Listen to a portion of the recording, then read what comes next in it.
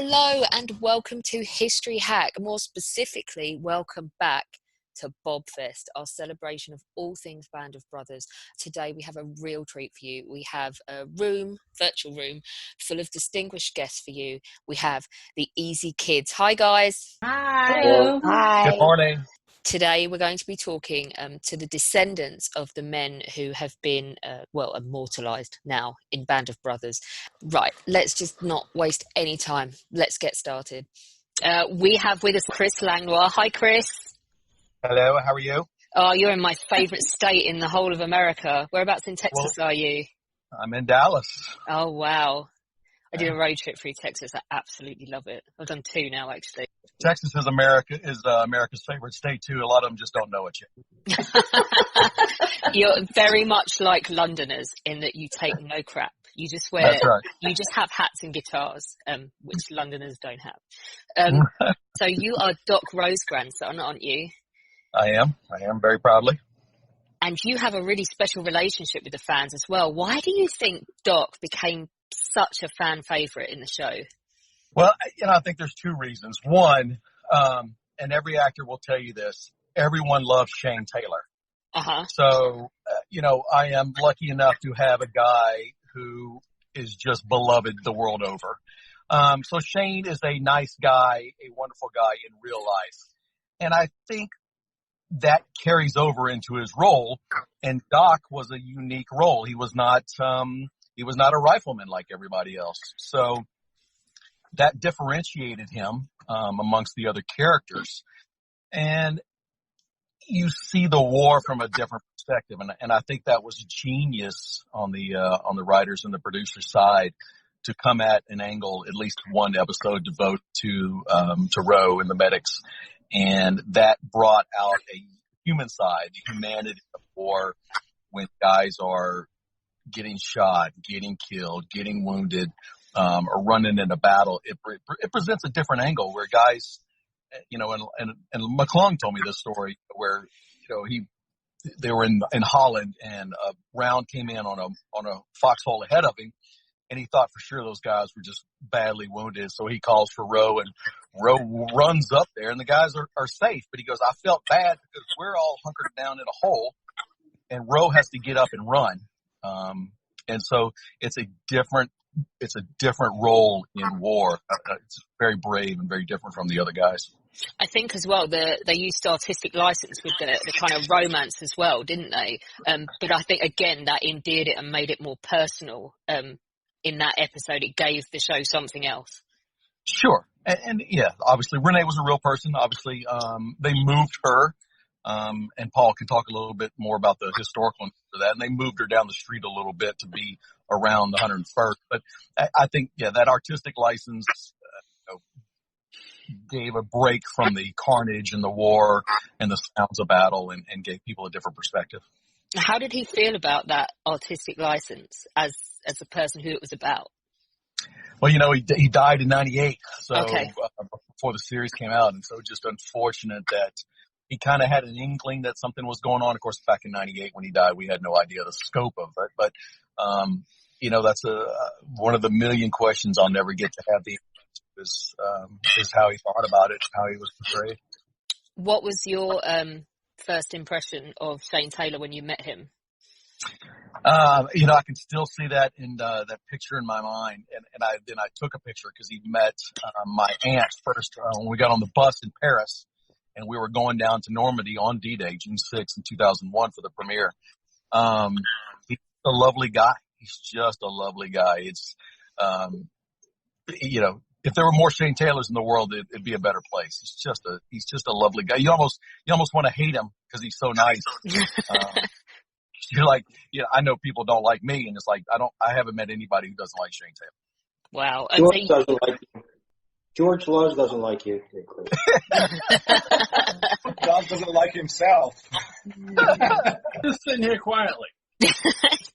Chris, you've travelled to Europe several times now and been to many events and seen the battlefields. As a young kid, did you imagine that you'd be doing any of this in conjunction with your grandfather's war service? Well, no. I mean, not even close. I mean, just when the book came out in 1992, I was a junior in college, And I remember opening the book and turning to the back, and Roe is on 3 pages. And I remember closing that book and handed it back to my mom. And I said, well, obviously he didn't do anything in the war, which was a profoundly ignorant statement that I just didn't know what I didn't know at the time. So yes, going to Normandy a couple of times and Bastogne a couple of times and Holland and the Eagle's Nest has been unbelievable to feel a little bit closer to Paul since he passed away before the series came out. And I don't have those questions answered. So for me, being there brings me a little bit closer to him. That's amazing. And you've written a book, haven't you? I did. Even though I'm from Louisiana, I managed to put some words together, coherently, and, some people say. And so, yeah, I wanted to retell the story. And the big thing for me was, 5 or 6 years ago when we started losing Compton and Malarkey and Guarnere, Babe and Winters, and those guys were very good about telling their story, especially students, from students in schools to students at West Point. They were very, very good at bringing that story to life. And I thought I'd like to find another way to tell that story and reach and keep those stories alive. And so I wrote a book, and Annika from Holland was my illustrator because I wanted it to be visual and not just words. And so sometimes I think Annika drew a book and I wrote some words to it because everyone loves her artwork so much. But that was a big deal for me, and that was my contribution to the legacy of the Men of Easy. And for me, I had no books about World War II before Band of Brothers came out, and now I have over 100, and much to the chagrin of my wife. Oh, George is holding up a copy of your book as well. Oh. And so for me, Band of Brothers introduced me to World War II, and so then I'm now, and then you read a book about the 502nd. Of the 101st, and then you're like, oh, well, this is cool. Let me go read about the 504th from the 82nd Airborne. Well, now let me learn from the German side of point. The great thing about Band of Brothers is it's brought to light stories that leapfrogs you into learning about all of these other units and all of these other countries have their own stories because they have their own angles. When you read about a German on the Eastern Front, it's a different angle. So my book hopefully will inspire somebody to pick up another book about another unit, not just about Easy, and they'll see the war from a bigger picture. The more we learn, the better we don't recreate these problems. Absolutely. I have to ask as well, it is so sad that your grandfather just missed seeing himself on camera. I don't think we need to ask you what your favourite episode is, but how do you feel watching it? How do you feel watching his actions? I mean, you said in the book there was hardly anything there, and the reimagining and the creation of him on screen. What's it like to watch? Well, it just gave me goosebumps. When I went to Paris, and of course I knew nobody from Adam, and I met these actors, and I'd say, I'm a grandson of Doc Roe, and we'd shake hands. They would like shake my hand back at me, if that makes sense. And they're like, it's so good to meet you, and I'm like, I didn't do anything. But they had already done the research and already read the research and already filmed this. So they already knew more about Doc Roe than I did. So it was very weird, for lack of better words, to see him on there after I had that experience where people knew more about my grandfather than I did. The first time I watched episode 6, which of course is my favorite, although 10 always gets me, when he's in a foxhole, they're getting shelled, and he hesitates a little bit. Yeah. And one of the guys, I think it's Donnie, comes up and says, Doc, we really need you. And he finally jumps out of the hole. Well, the first time I saw that, I was like, I can't believe they're portraying him as a coward. And, of course, this is before the Internet, and there's bulletin boards. If kids these days wouldn't know about online Internet bulletin boards. But all these people are posting how great the series, and nobody mentions that little bit. And I thought, well, maybe I'm too close to it, and I'm seeing something that nobody else did. I rewatched it. And I realized, actually, again, the genius that you showed that these men endured being shelled and being tired and being cold and being hungry, and yet got themselves together and they got up and did their job. And so it just, again, showed the humanity, the overwhelmingness but they still got up and did their job and did their duties for the guys next to them. And I just think that was greatness. Absolutely. And so in terms of the fact that the questions that you'll never get to ask him about his war service because he was taken from you just too soon, did you manage to find that with the other veterans through Band of Brothers? Yeah, to a large degree. I got to talk to Spina, Doc Spina, and really hearing from the other actors and the other men. And you hear, like Guarnere, he said, your grandfather was there. Allie, your grandfather was there. Gordon, your grandfather was there. Roe was the only medic in Easy that made it from D-Day to Hitler's Eagle's Nest. Yeah. So he was there the whole time, all those guys. And so you get a sense of what he did and the scope that he did because he was there for each one of these guys getting wounded. He was right there by their side.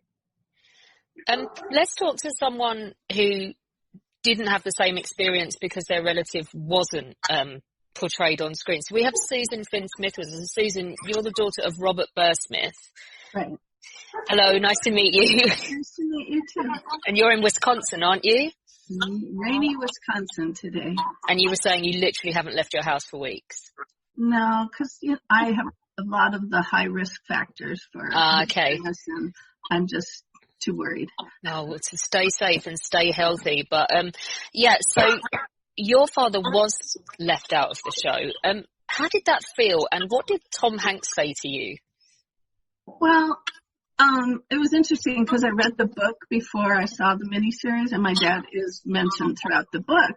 So when I like the Guarneres went to the Philadelphia premiere, and that's where I met George for the first time.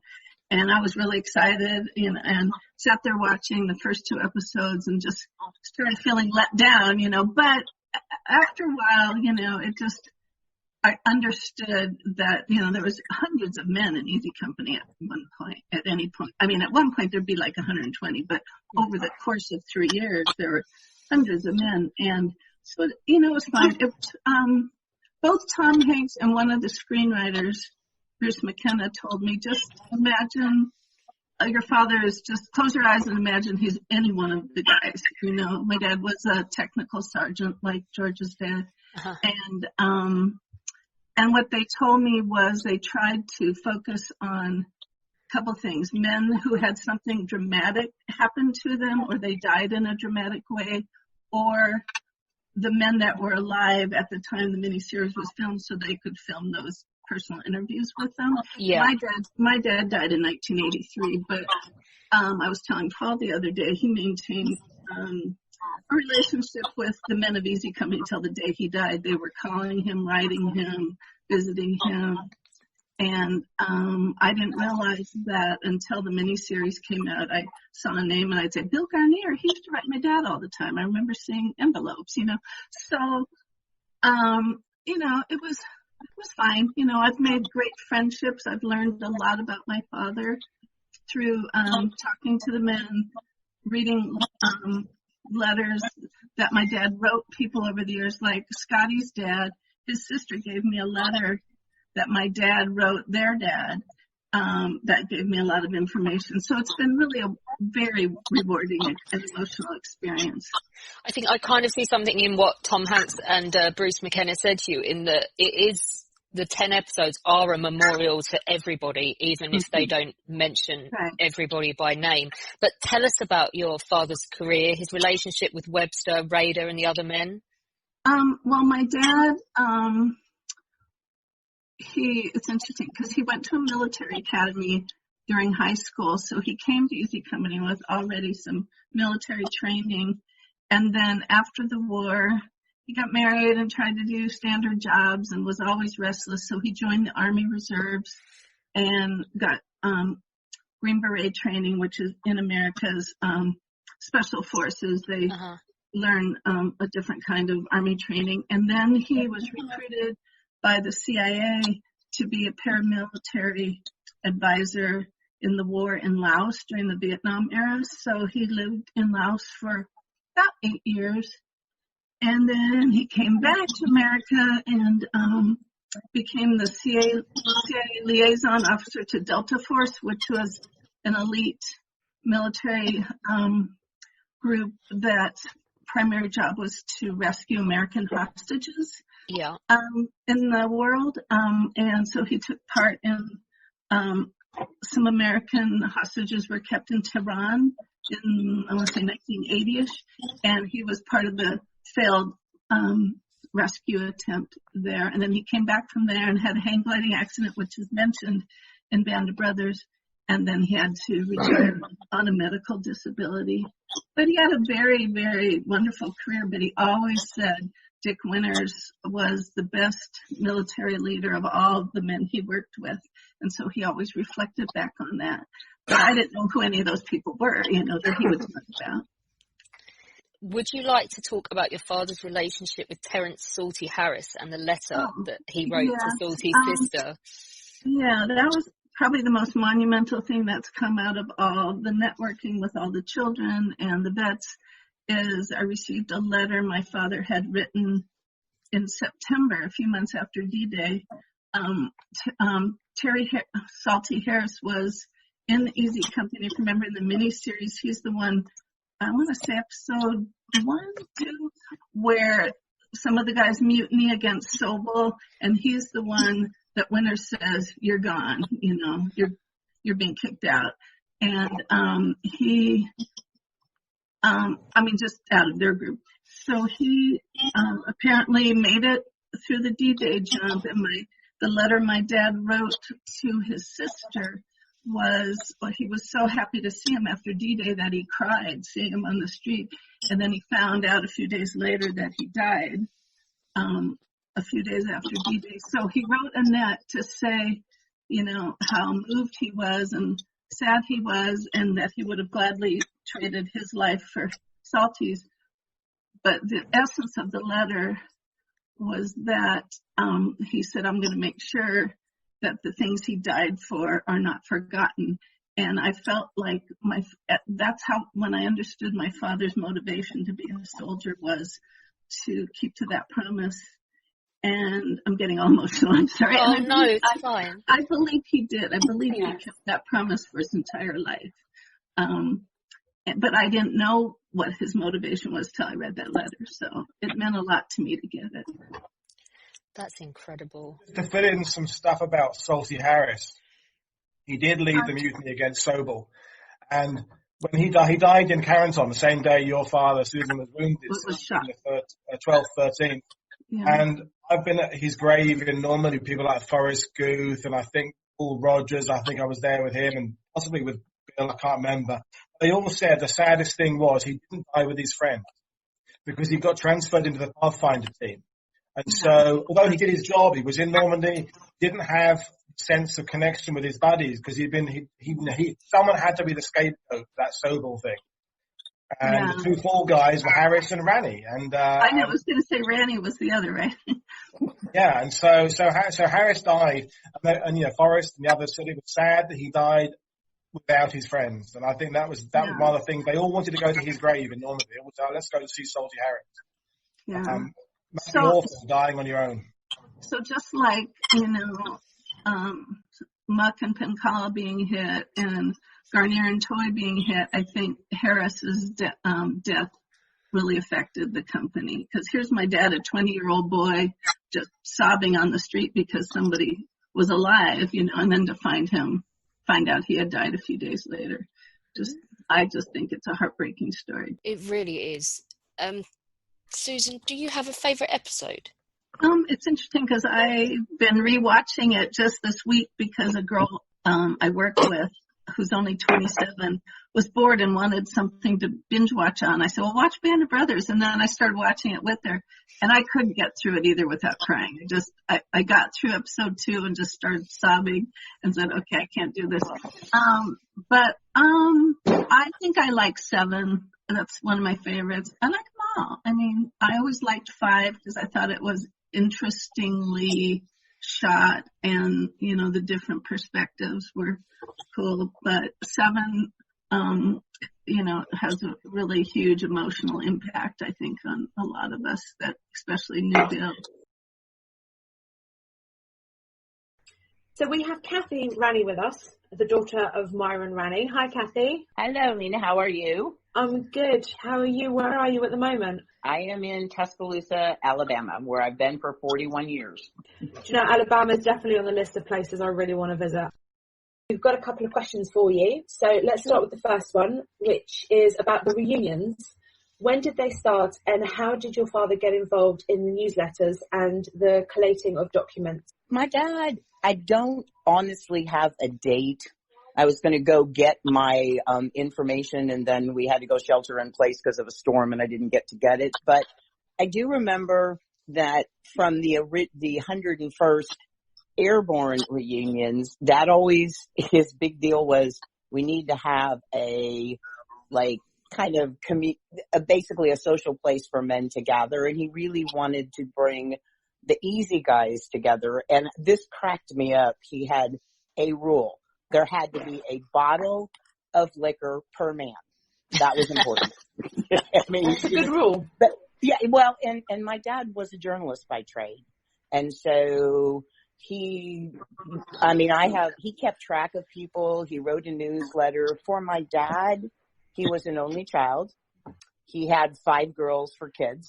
So I think he felt a little, maybe a little bit alienated because we kind of took over the house. But for him, this was his other family. And he was as close to these men, as he was to us. And I didn't feel like second fiddle, but it was just like Susan was mentioning her dad. My dad and her dad were really good friends. My dad had the ability from California to go visit quite a few people. And he did have a chance to see Burr fairly late in his life. My dad was like a mother hen. He wanted to keep track of everybody that he possibly could and keep them in contact with each other as best they could. How do you feel about your father only being a minor character in the show? Well, it's interesting. I had a chance to, it didn't bother me because I totally take Band of Brothers as what it is. It's not a documentary.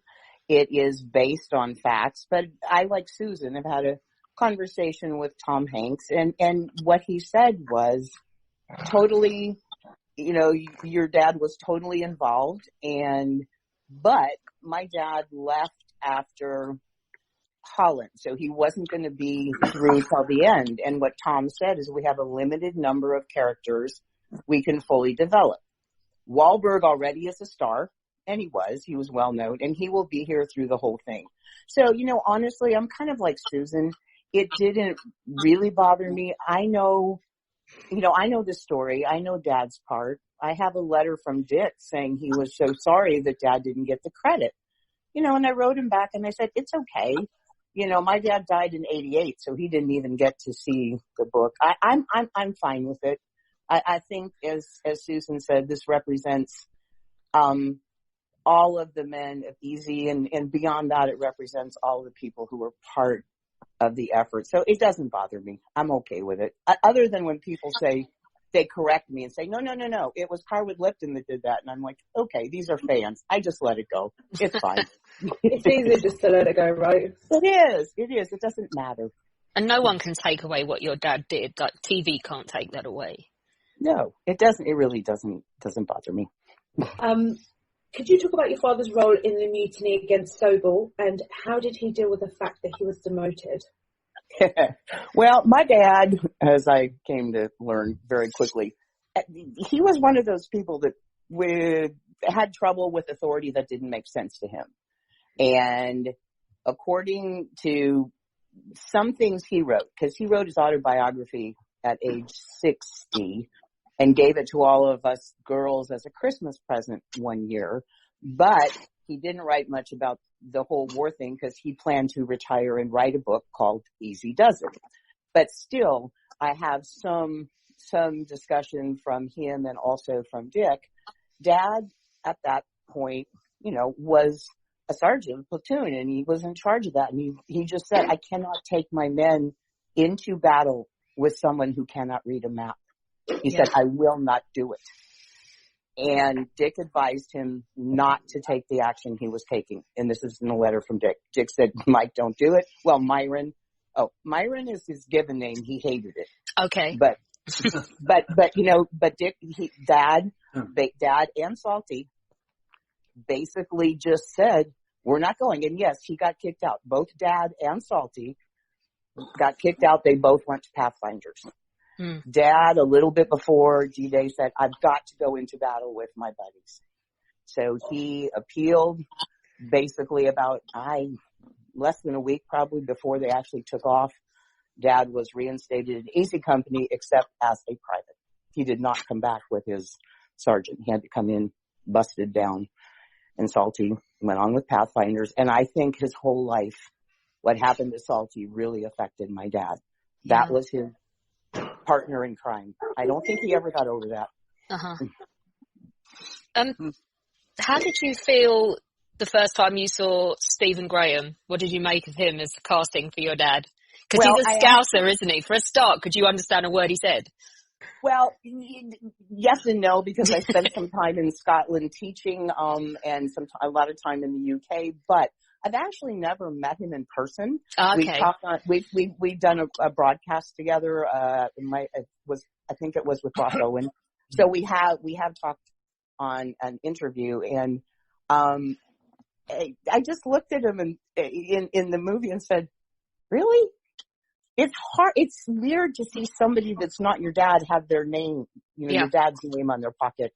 But I thought he did a great job, and he is a truly nice guy. And it's really interesting because the first time I met Hanks was at the Hollywood premiere. The second time I met him was at Winter's funeral, and he remembers me as.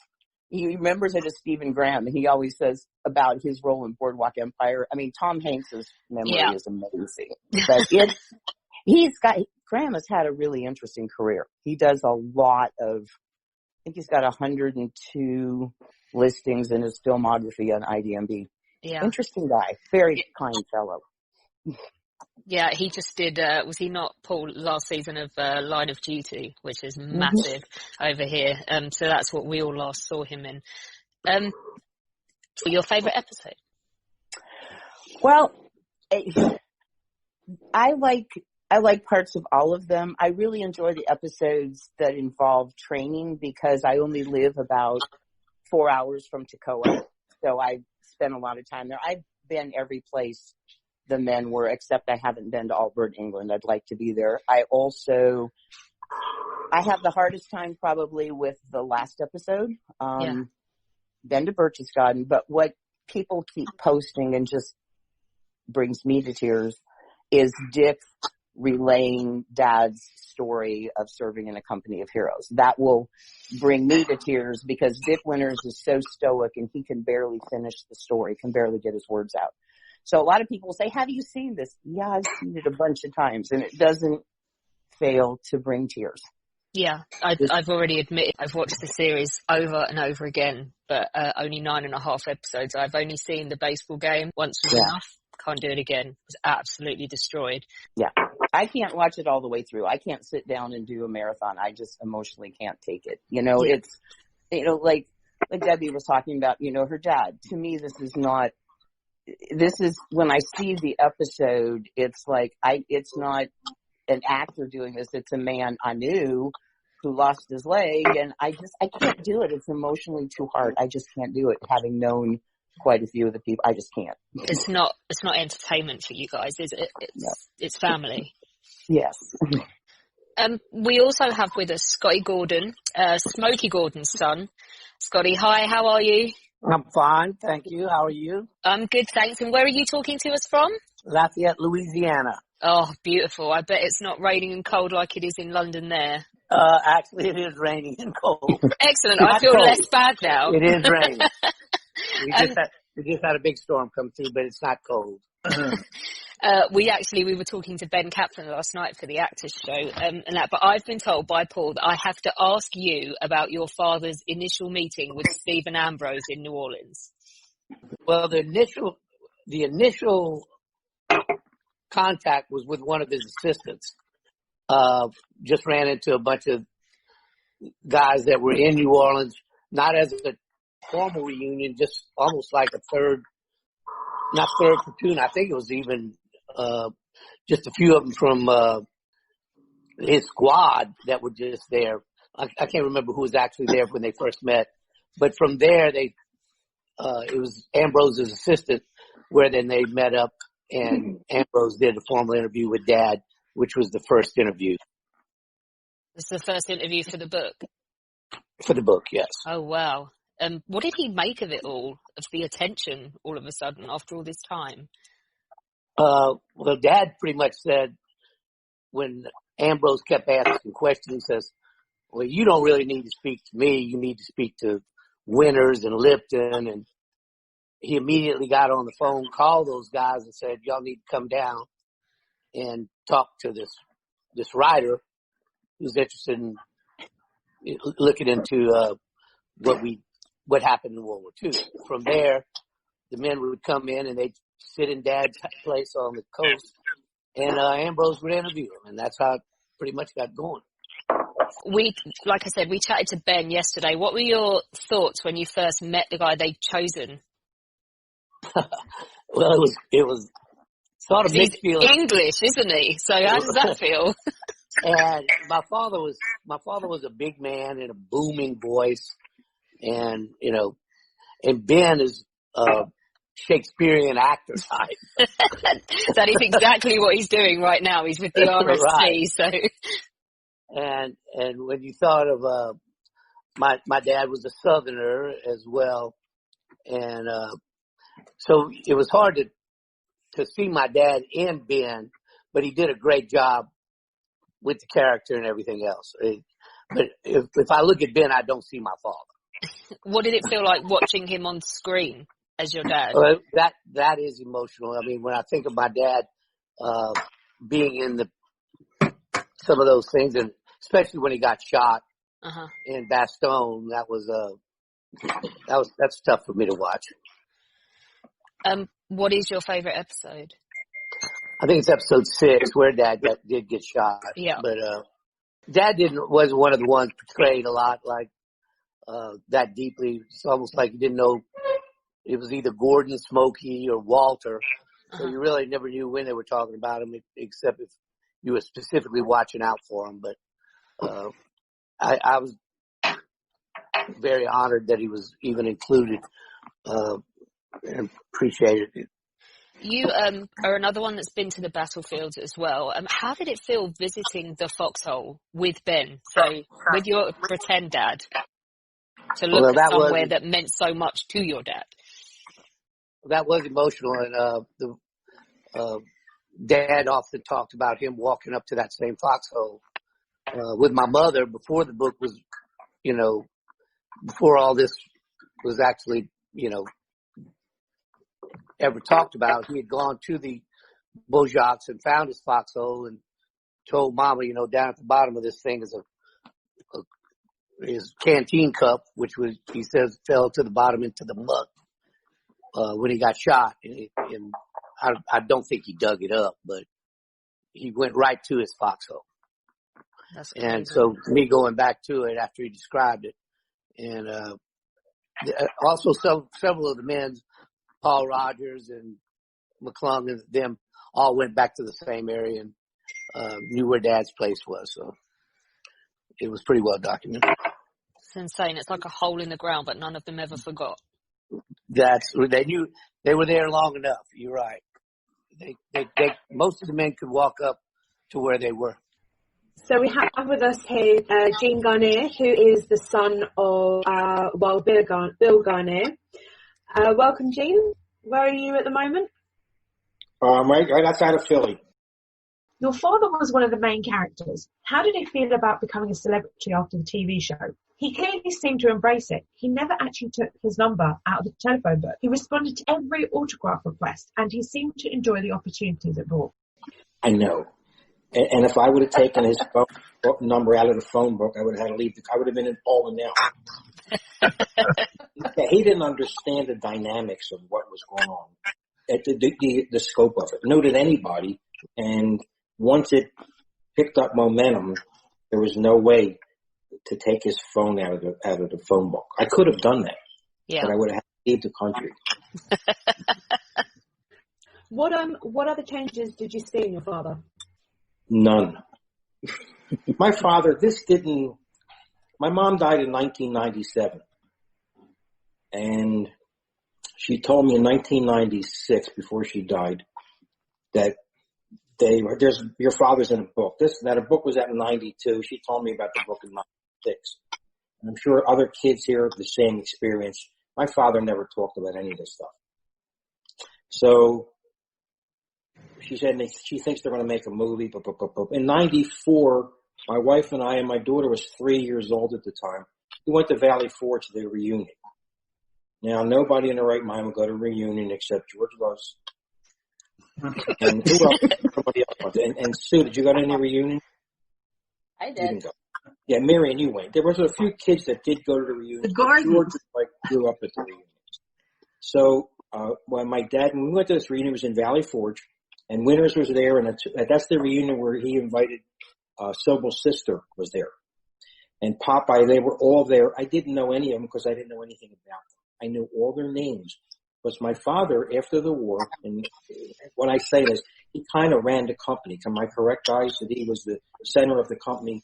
And you heard the name of Lipton and Compton and Martin. You heard all these names. And he would bring pepperoni and provolone to all the reunions.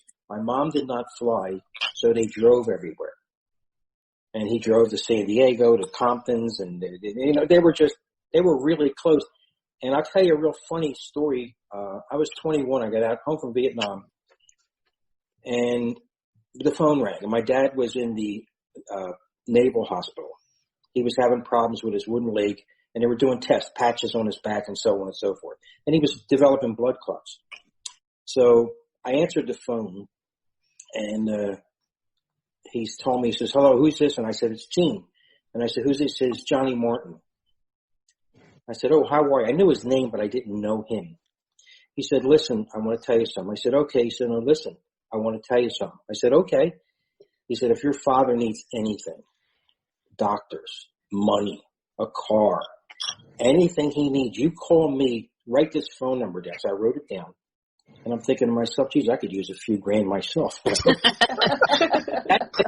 the way these people are. Scotty, he would drive to Scotty Gordon's house with my mother. Right, Scotty? That's correct. He was up at George Luz's father's funeral. Right, George? That's right. He was with Malarkey all the time, right, Marianne? And I know he was very close to Susan Finn's father because they wrote letters back and forth, and they would beat each other to death, but nobody can get into their crew. It was like a gang. You couldn't. My mother told me a story one time. They had a reunion, and you could just picture this. A lot of these people didn't want these people in their neighborhood. So they had a reunion, and the wives would all go. And I feel bad my mom wasn't around for this because she was as much of easy company as the guys. But they had a reunion, and you could picture all these women sitting around the bar in a hotel. And these guys who are not part of the 101st Airborne, they're in the bar too, and they see all these young women, and they're trying to hit on them and so on and so forth. So anyway, to make a long story short, they don't realize there's 30 paratroopers that are absolutely insane. So I remember Dave told me a story. This guy pulled the knife out on them in a hallway, about 3 or 4 of them. And Dave said, "Listen, bud, you made a mistake." The guy said, "What do you mean?" He said, "Now you're going to have to use it." And that guy left in an ambulance. But this is the way they were, and it's funny, but it's not funny. But this is, my father never talked about any of this stuff. I didn't hear any stories until after Band of Brothers, and I was probably the only one that he wouldn't let me interview him. I couldn't ask him any questions. He didn't answer anything. It's the way they were. That's crazy. It's like, it's easier, isn't it, to talk to a stranger in some ways? I guess so, yeah. I didn't know how he lost his leg. Yeah.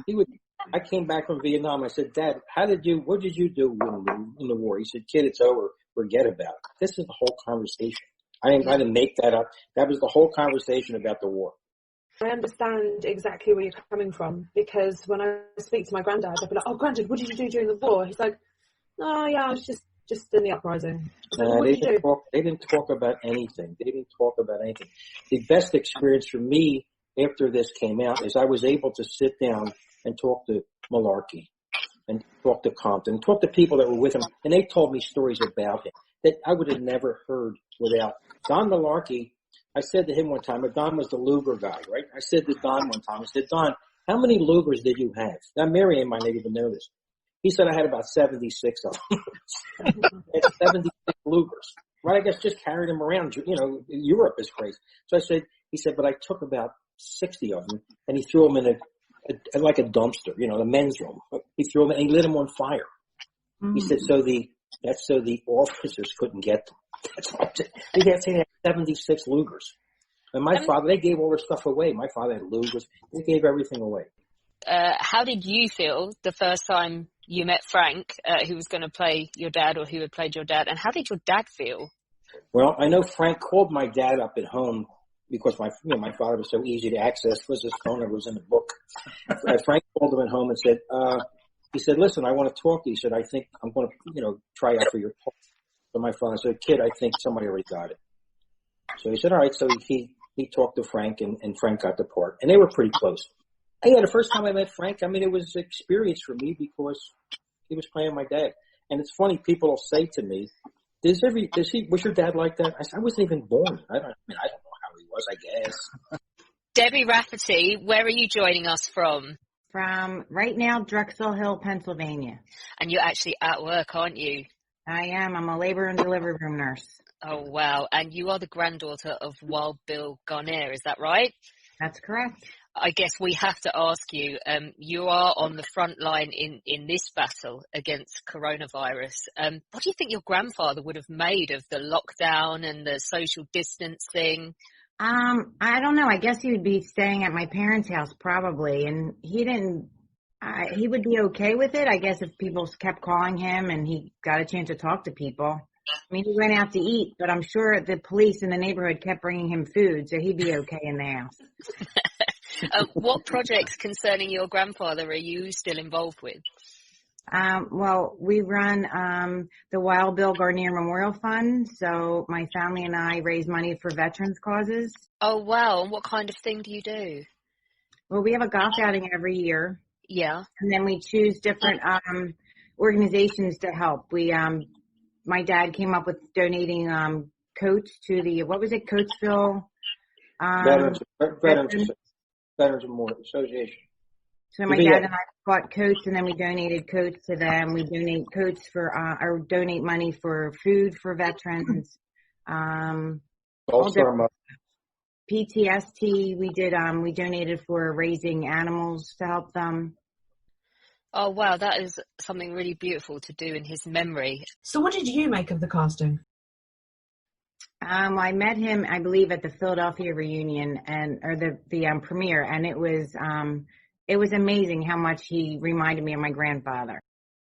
Looks or just mannerisms or everything? His mannerisms. I think he studied my grandfather pretty well. Is it weird talking to someone who plays your grandfather on screen? No, it was more weird watching it on the screen with my grandfather commentating behind us. So that was the fun times. So he would sit there and tell you everything that was happening or everything that wasn't? He did not stop talking the entire time it was airing. The only time he stopped talking was episode 7 when he grabbed Doc Roe and told him he was having issues. The funny thing, somebody asked my brother, when did your father lose his leg? And my brother said, it kind of seriously said episode 7. Episode 7. Is that your favorite episode to watch?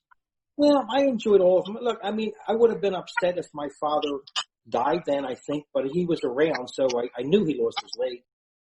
Debbie, so what's your favorite episode? Episode 7. It's where he lost his leg. Because it's the most meaningful to me. Yeah, it's the most personal. Mm-hmm. Easy Company meant the world to your dad, didn't it? He was close with Joe Toy. These guys were like very, very close, all of them. They always hung out together. I mean, it was just my father would tell you their addresses. I still have his phone book. All these people's addresses, and when they move, he puts another address in there. They were just very, very close. This is the only time I saw my dad cry. I saw my mother dying. At the premiere of Band of Brothers. He actually was burst in tears, talking about skin disc of somebody that was in the service with him. And Debbie was telling us that other than that, you couldn't make him stop talking while he was watching it. He would commentate. Well, we got HBO, and all the kids come over to my house, and my dad would come over. So every episode we would watch, and that episode with Doc Roe, when my father said, "Hey Doc, I'm razor blades here," and he said, "Kid, it's just everybody." We asked him, "What's going on over here?" He said, "It's just Hollywood, kid. They make up all kind of stuff." I mean, he was quiet, but he told me, he would tell us about. I think when I'm trying to think of the guy's name, the guy that got shot in the neck, and he was with Martin. Yeah, but I said, "Dad, were you there?" He said, "I was with him, not Martin." That's what he said. Now that's possible because he just clumped everything together. Yeah, I don't know. It's hard to tell now because it's done, and all these guys with all these stories. Fortunately, we have books that they wrote and came out with, and there was but he did, like I said, he loved these men. He loved these men. When they'd go to a reunion, he took care of the reunions. And when the bill came, when he would get the bill, he didn't have the money, all this money. He would holler for Scotty's father or Johnny Martin or Lipton, and they give him the difference, the money they write a check. And that's the way they were. It wasn't glamorous like it was after Band of Brothers. These guys just have a good time, and that was it. We have Marianne Malarkey with us as well, daughter of Don. First of all, where are you and how are you doing with coronavirus? I am in Salem, Oregon, which is about an hour south of Portland. Mm-hmm. And we are still under a quarantine here in Oregon with no date on when we're coming out of it.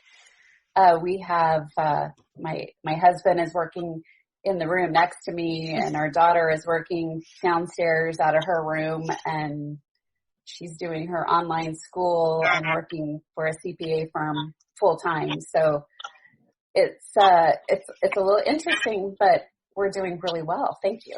Oh, I'm good to hear it. I'm dying to ask you some questions. How did your father react to the show? It seems that Don had carried a lot of burdens and bad memories since the end of World War II, the loss of Skip, Muck, other friends. Was travelling the battlefields a cathartic experience for him? And do you think it helped to see the places in Europe that he helped to liberate? Yes, I definitely think it was impactful for him to see the places again where he had fought. I would say probably the most impactful place for him was going back to Breakore Manor. Mm-hmm. The first time he went back there in the 80s, the Duvaliers said that he was the first veteran to come back. And so then he made it basically a pilgrimage. About once a year, he would go back and see them and spend some time there. And he was very fought some demons through his life. Just remembering all the bad things that happened in Europe and remembering all the killing he had to do, mm-hmm. which is not easy to have to carry around for the rest of your life. But in the end, so when he started through the final years of his life, and he developed dementia, and he forgot the war. And when I would tell people that, not like my Easy Company family people, but people in general, they would say, "Oh, that's too bad that he's forgotten that." I'm like, no, it's not. It is not. It's good. It's really good because now he's at peace.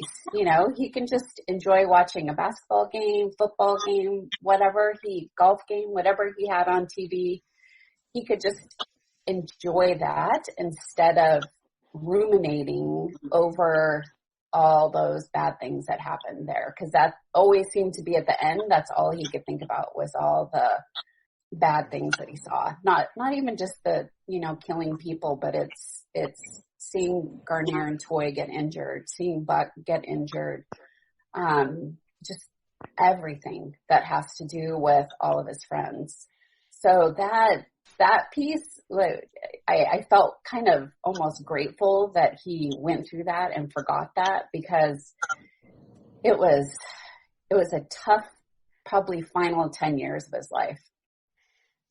How did he feel when people came asking about the war in terms of Ambrose and then for TV? And he enjoyed talking about it eventually, just like all the rest of the men. At first, he didn't like to talk about it.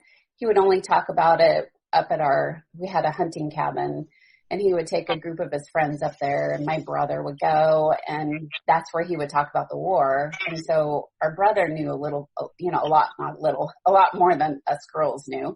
There were 3 girls and a boy.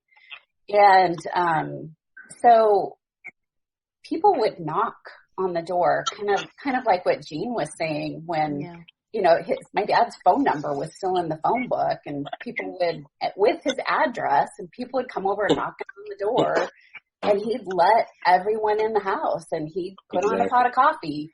And I'm like, what are you doing? Quit letting these strangers in your house. And, most everybody was, everybody was fine. But he eventually, he liked talking about it. He started realizing that it was therapeutic for him to talk about this, and then also to be able to remember the men that are now gone. He liked being able to talk about them. It wasn't always about himself. It was a lot about the men. So he enjoyed it. There was a time when after my dad had died,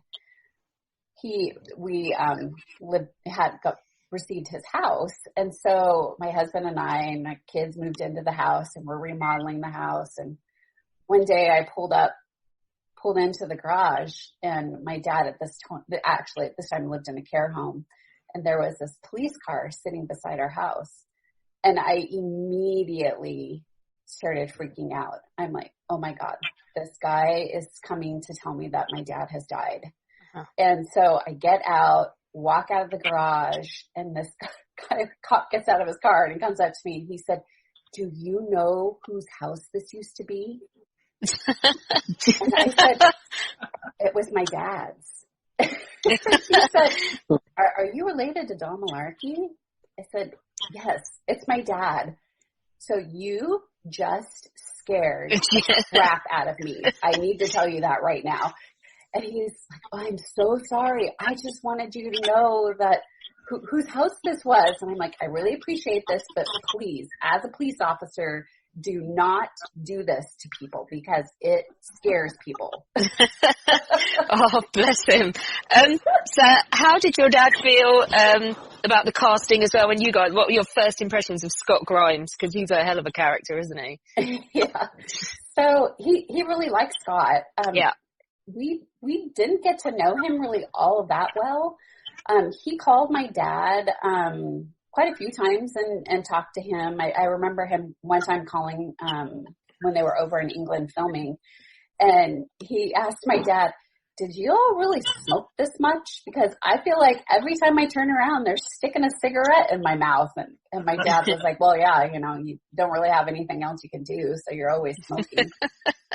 And then the first time we didn't meet Scott at the Paris premiere party.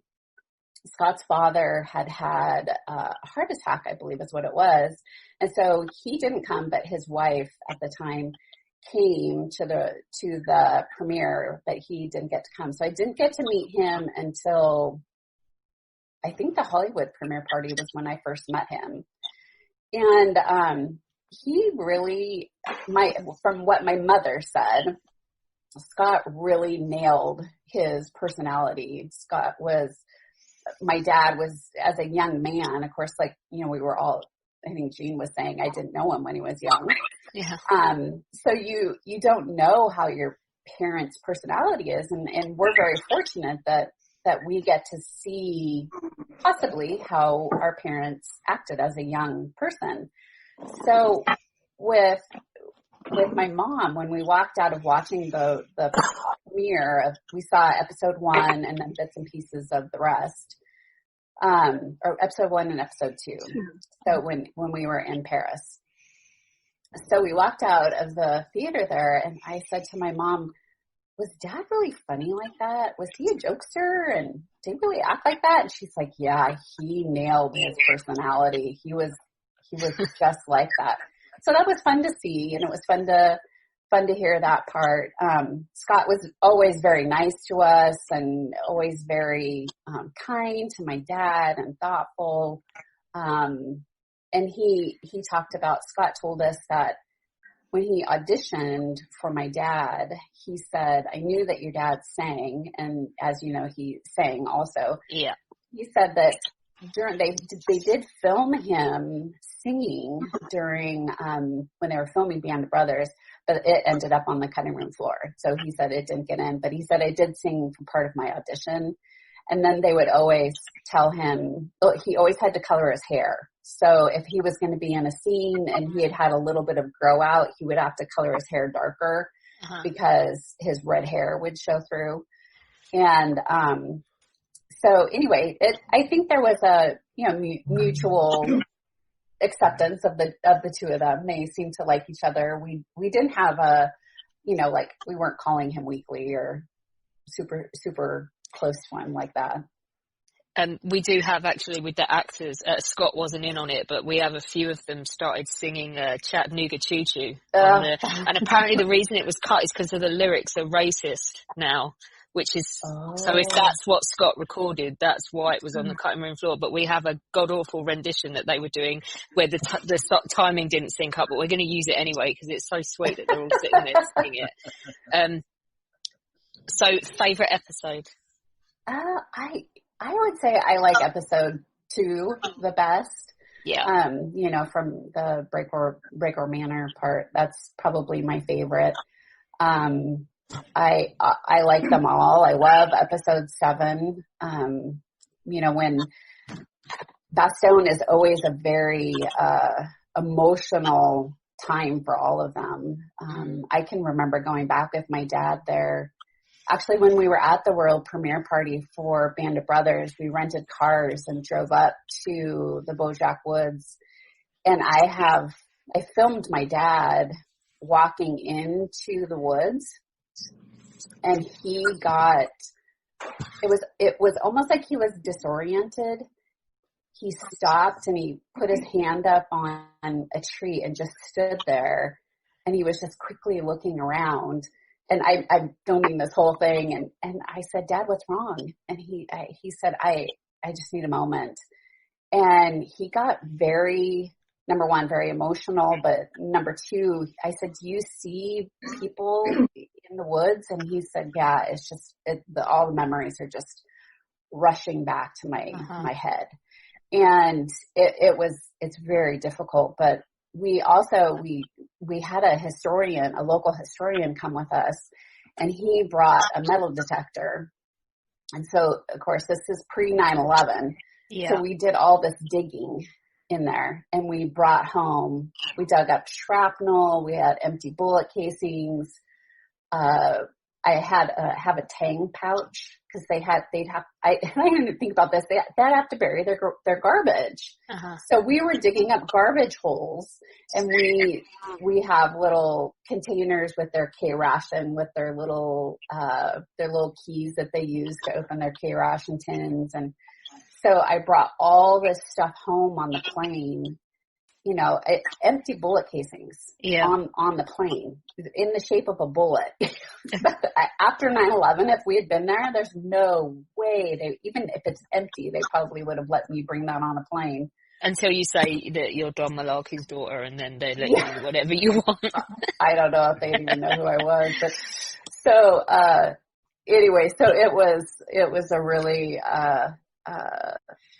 special day to go up and do that. We probably the thing that was the hardest that same day we drove back to Paris, we had 2 cars and we got separated. And my mom and I were in one car, and my niece and my dad and another friend were in another car. And so we get separated. My mom and I are lost in Paris, and we cannot find the hotel. We don't have GPS. We don't have, don't even think I had a cell phone back then, on me at least. So anyway, my mom, the only thing she wanted to do was to go on the same riverboat cruise. Yeah. And she missed that because it took us until probably 8:00 at night to get back to our hotel. And once we got back to the hotel, I just sat and cried because I was so afraid. First of all, I was so sad that my mom missed the only thing she wanted to do in Paris when this whole week was about my dad. And, but I ended up having such a memorable night that night with my parents because it was just the 3 of us, and we sat in the lobby of the hotel and ate and drank and had a wonderful time together. And then when everybody came back, they got, the party started. So it was a fun evening. We've got one person left, and if I didn't know any of your names because Zoom was not telling me, I would look at the cheeky glint in George's eye and I would know that he was George Lutz's son. Because I think you've got a hell of a lot of your dad in you, haven't you? He's the oldest of all of us, George. He is a bit cheeky. Yeah. Chris, by the way, you look so cool right now. With those shades on. That's pure Texas law enforcement right there. If, as a British person, I had to give you a stereotype. That's it right there. It's awesome. Go on, Chris. Do your British all right. Go on, do it. Right. Listen, pull over, or I shall say pull over again. I love it. George Luz, you are the son of George Luz. You're named after your dad, who is a memorable character in the series. Let's talk to you about you and your role with the Easy Kids. Why is it so important to keep telling these stories of World War II now that the series has been made, the book's been published? Why is it still so important? Well, our dads got together in 1942, predominantly, and, they kind of started this legacy that we've got to continue. And so it's kind of an honor to tell these stories and to share this stuff and to get together with Gene and Paul and Mary Ann, make friends with, just on and on and on. And Chris, the names go on and on. We get together at these reunions, and we're just honoring our family members, not only the men, but their wives as well. Because without the wives, this wouldn't have continued. So we're very, very fortunate to have built these relationships that our parents started so many years ago. And whereabouts are you, and how is Corona lockdown? Yeah, not too bad. I'm pretty much disregarding Corona. I have my mask on. I stay away from people, but I'm trying not to obsess about it. We'll drive ourselves crazy. Yeah. So, but yeah, I live. My wife and I, Susan, live about 20 minutes west of Providence in Rhode Island, and it's a beautiful sunny day. And we're going to go for a walk after this to get a little air. So life is good here. So I've got to ask you how you felt when you met Rick Gomez, because he's a character and a half, isn't he? How close to your dad is he? Well, hey, Rick did a great job. We were very lucky. We met Joe Hobbs, who was the main costume guy in the series, and he came to the reunion that was in New Orleans, the one that Tracy and Bill had put together. It was in New Orleans, Biloxi, New Orleans, and Hobbs was there, Tom Hanks was there, and all that. So Hobbs had said, hey, if you want to come to the set, come over on your own steam, and we'll take care of you when you get. So I was able to meet Rick. My wife and I was able to meet Rick, James Matteo, and I think Richard Spade, who played Muck. And they came to our hotel, and then we went to the set later on. It was great to meet them, and then all of the other guys.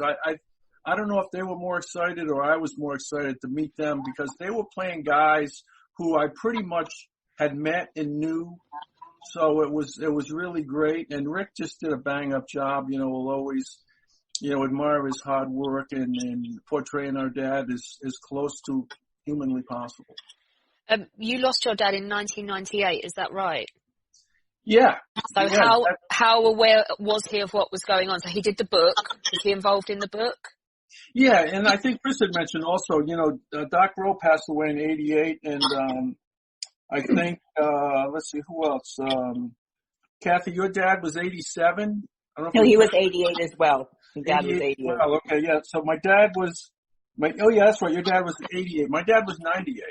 So he knew that something was going on, and actually my dad and I went to Saving Private Ryan, which is based on the book Band of Brothers. There was a little slice in there where the Pinkala kids, not the Pinkala, when, let's see, who was it? Skip Muck was close friends with Fritz Nyland. And that's kind of where that story came from. So I went to that movie with my dad. And it was interesting. It was interesting. Dad was, as he got older, he wasn't as patient as he maybe once was. And so just picture this. We go to a movie, and you sit there, and you know how movies are today. They send you 15 minutes of commercials. So anyway, we sat through the movie. But my dad had a unique way to diffuse any sort of stress, and that was either through humor or one other way. So after the movie was totally over, and everybody stands up after Saving Private Ryan and all kind of a big hush, and they're rolling the credits, my dad looks over at me and said, "What the hell was that?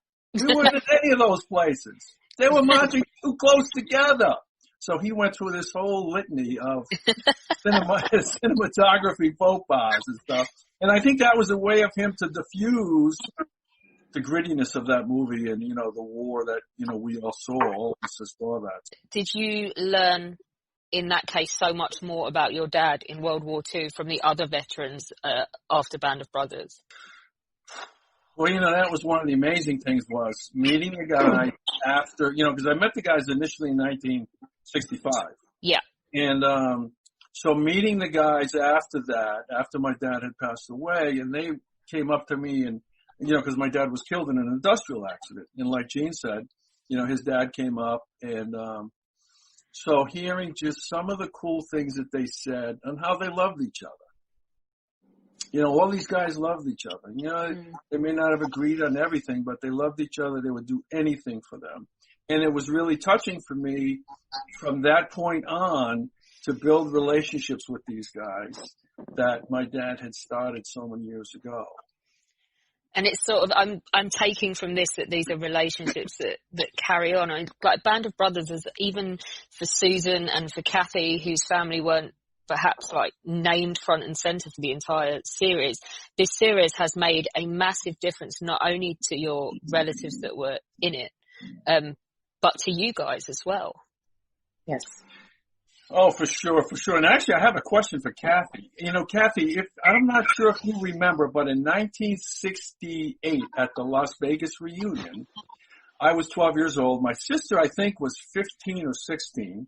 And there was an event going on that night for, your mom and dad and stuff, and they were all out, and then we were kind of left for our own devices in Las Vegas.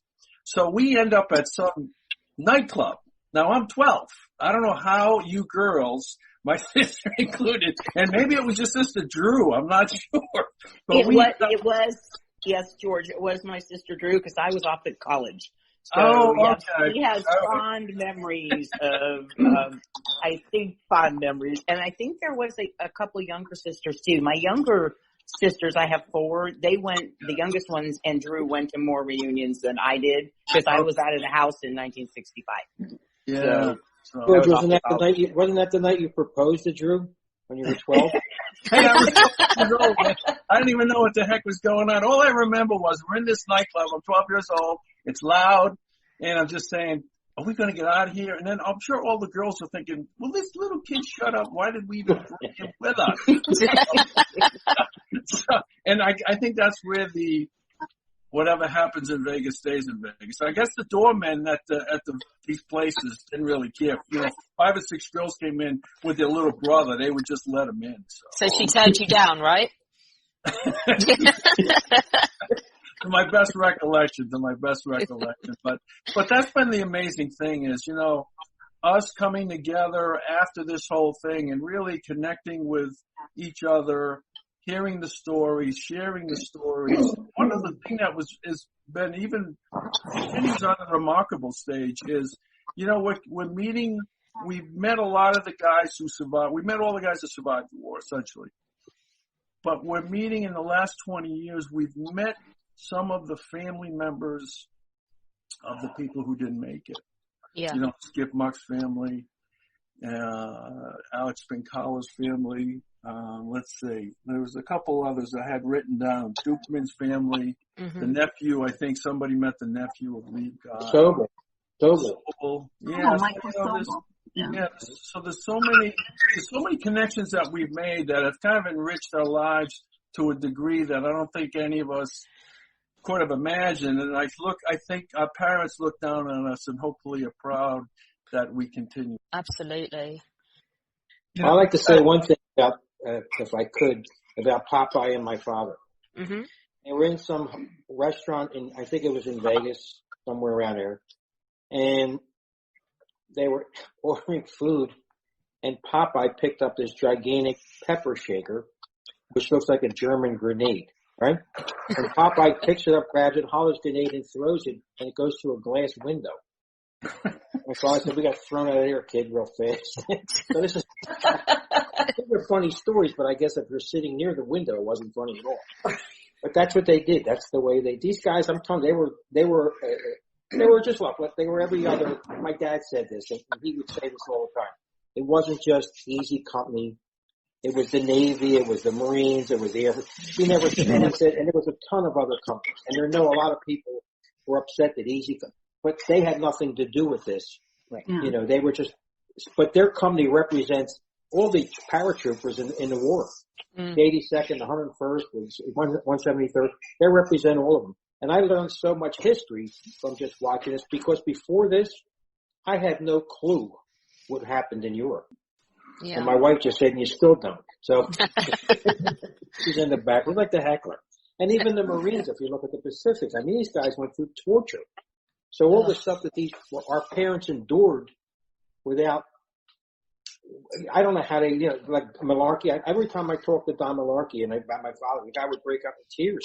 They were just they had so much stress inside of them that they never, ever brought out. Never.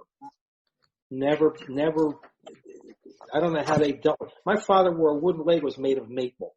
It weighed about 40 pounds. And he would walk around with this thing his whole life. And later on in life, I'm thinking, how the heck did this guy do this? But he did. And that's just, he never complained. He just went to the hospitals, visited people, told them, just get up, kid, and you start walking. And that's just the way they were. And my wife's dancing in the background here. So just excuse my laughter. I have a couple of comments on that I wanted to say, and maybe the other kids experience this. When I would meet some of the veterans for the first time, what I felt they saw in me was my father, and some of them would even call me Burr. It was like they were seeing their old friend for the first time in a long time, and they got so excited. Oh my God, Burr Smith's daughter. In fact, that's how I met George. We were at the Philadelphia premiere, and someone asked me to sign a book as my dad. So signed the book, and George leaned over my shoulder and said, "Well, if you're Burr Smith, I'm George Les." And it was just, I never forgot that moment. But actually, Chris was the first person I connected with. Can't remember how. It was on a forum, maybe, was it? We started writing back and forth on some website, maybe HBO's website, and then we met at the Hollywood Bowl premiere. So George and Chris, I met from the very beginning, and Marianne I met in Hollywood too. So it's just been a really lovely friendship. But I think the men sort of started it by pulling us together. For the fathers that had predeceased, they treated us like we were part of the whole. At least that's what I felt. Yep. And and to piggyback on what George had said earlier, the men had their last reunion in 2012 in Kansas City, and I don't remember it even being a discussion among the kids. We just assumed next year we're going to have a reunion, and we're going to continue. We've had a reunion every year. Even though the men have officially stopped, the kids have continued a reunion every year. And it's just, that's a testament to the relationship that those men had, that we have created our own extension thereof. And I talk to, so many of the family members on a regular basis. I mean, these are people that are now my family. And so that's the legacy that those guys have given us. And the distance doesn't even, you guys are in all four corners of the US, and yet it doesn't make a difference, does it? Right. Yeah, I've got one quote from my dad. And he had said, and this was at the book opening in 1992, and he got up at the end of it and got back on stage. He had already said his little slice about what was going on. He got back on the stage and said, "Nothing against my wife, who I've been married to for 40-some years. But the 3 years I spent with these men are the best 3 years of my life." And that was true. What they went through just totally was the most important part of his life, was the 3 years with these men and the relationships that they forged in moving forward. I think the title of the TV series, what I'm getting from you guys, is that it's no exaggeration. They were brothers, weren't they? One thing you don't get out of the series, if you watch the Bastogne, which is really one of the better parts of the series, if you watch the original footage of Bastogne, where the snow is blowing and these guys can't even see each other, that had to be horrendous. You see it in the movie, it's kind of watered down as far as how bad it is. But when you see the real footage, and they got to dig foxholes and stay warm, and they don't have the clothing, and you think, my God, trench foot, these guys went through hell in this short time that they were there, and you weren't getting that. It's like the war's not over until you leave. I went to Vietnam, I was there for a year. They went to war. It wasn't over until the war's over. So just to think that these guys went through all that and came home, now, not on the surface unscathed. My father probably had all kind of stuff in his head, I'm sure.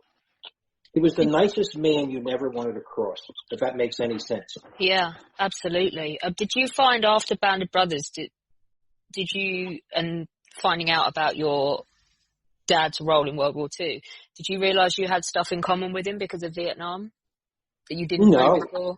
Oh, God, no. No. Vietnam, it was 90 degrees. We can go down and jump in the ocean. What they went through. What I'm saying, if you think about it, people don't realize is these people, not just these paratroopers, were trained for 2 years while the war was going on. 2 years. So when they jumped out of a plane, you dumped 18,000 or so lunatics onto the ground, and these people were ready to rock and roll. And if you think about that, today, to imagine 2 years they're in training while we're at war, that's kind of amazing when you put it in that perspective. Yeah. And that's the stuff I realized. When I was in Vietnam, I had an R&R in Japan, which means we went to Japan for 6-7 days. And this was in the 60s. And I'm thinking to myself, boy, now I'm thinking there was probably a lot of Japanese people in that country that were in World War II. And I'm thinking, maybe I shouldn't even have been there. That's hindsight. That's hindsight. It's just that you don't realize what everybody went through until you start digging into history, which Paul does. And you see all this stuff. And they could write stories, endless stories between the Marines, the Air Force. I can't wait for that Air Force movie to come out either. And the Army in all these countries. It's just, in Poland, you can write stories about everywhere. And that woman that I don't know if anybody saw her. She was like 18 when she went into the French resistance, and she's still living. It's just amazing, some of the stories that are there. So, but I thank you today. I don't know, I guess you're wrapping up, but I appreciate you getting me on here, and I appreciate, seeing all the kids. No, it's been amazing to talk with all of you, and to sort of see the legacy of Band of Brothers, not just from my perspective, which was a young teenager watching a TV show, to speak to the people. It was like your own personal history up there on screen. Can I share a piece of good news before we sign off? Absolutely. So, and Paul, I don't think anyone knows. I mean, I think some of the kids here know this, but I know Paul doesn't know. So we are fortunate enough to have we've just written a book, and it comes out in February, and it's all about my dad's relationship with a German soldier that he forged, which was after Band of Brothers came out. They ended up, his name is Fritz, and Fritz Engelbert. Fritz fought against the 101st in Bastogne. So he was only about 3 miles away from Easy Company. Mm-hmm. And it turned out really, really, it's a wonderful book about giving forgiveness to each other prior to them dying. It talks about family, it talks about peace. It's a rare story, war story with a happy ending. We just don't see a lot of books like this. And the other thing that you see, and I think it was Chris that talked about, learning about other stories, learning about the German side. Through this process, I've learned so much more about the German side during the war, and then post-war, what they all went through, when we were talking about, the concentration camps and all of that. It's just, it's amazing to learn about that side of the story. But anyway, it's called Saving My Enemy, and we're super excited about it. And I hope that you all be able to read it and enjoy it because it was quite a process to put together over this last year. A pretty unique perspective as well to be able to do that. Follow-up podcast coming up there, Alex. Yep, definitely. We definitely have to do a podcast on that. Join us tomorrow when Bobfest concludes with a mass cast reunion. I think we're going to have to divide it into 2 podcasts and give them both to you tomorrow, because we just have so much to share with you from so many of the guys that you see on screen in Band of Brothers. It's truly exceptional, and there's a lot of stuff in there that you won't have heard before. Do join us for that. Don't forget that you can become a patron of History Hack for as little as $1 a month by going to www.historyhack.podbean.com. It will help to keep us going after the coronavirus crisis is over, which we'd really like to do. There now follows a public service announcement. I'm Horatio Hornblower. And I'm Archie Kennedy. The simplest gift you can give in these troubled times is to obey orders. Indeed. The regulations are very clear in the matter. It is the duty of all of us to remain at anchor until the little people in the talking box signal you otherwise. You don't want to end up getting flogged. Good day to you. Good day to you both.